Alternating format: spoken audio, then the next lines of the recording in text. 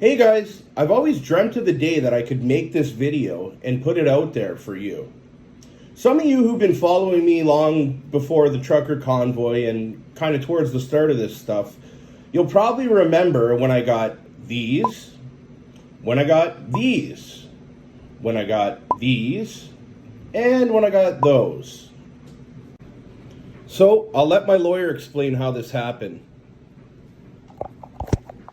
Yeah, so Robert attended or supposedly attended 4 different rallies or protests, and each time he attended, he was given 2 separate summons, one under the Emergency Management and Civil Protection Act and one under the Reopening Ontario Act.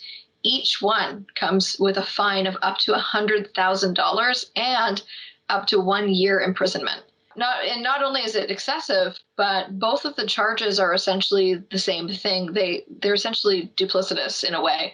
The EMCPA is referred to by the Reopening Act within the charges, so it's almost like a double jeopardy in a way, giving him 2 charges for the exact same thing on the same time.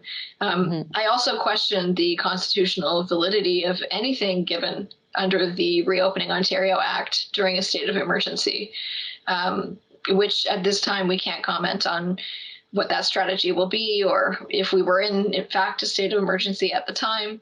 But it's absolutely egregious that somebody could be facing $800,000 in fines and I suppose 8 years in jail.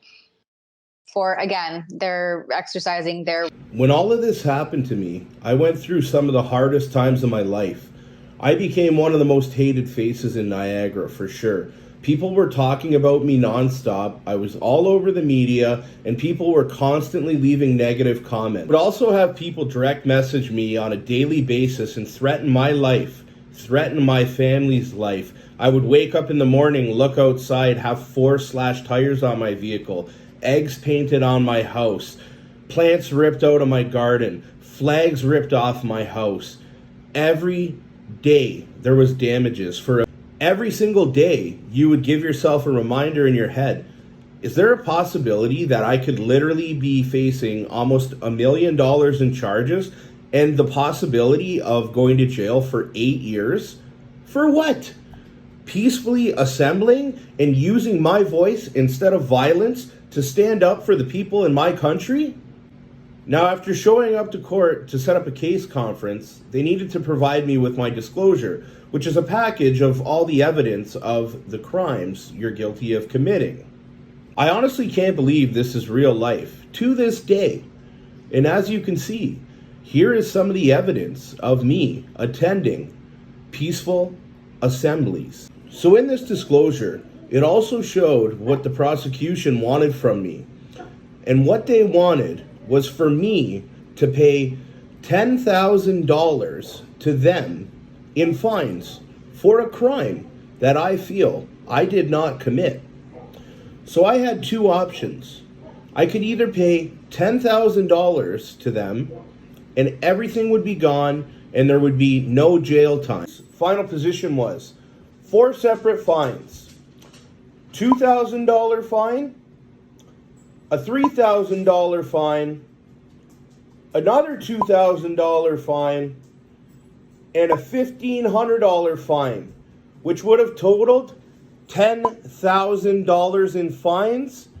So I come on here to tell you, after my trial being adjourned 4 different times, that today we went to court and every single charge that I was charged with has completely been withdrawn.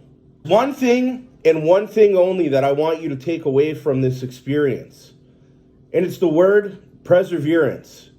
And if you're not familiar with that, it's doing something despite it being difficult or a delay in achieving the success that you're trying to do.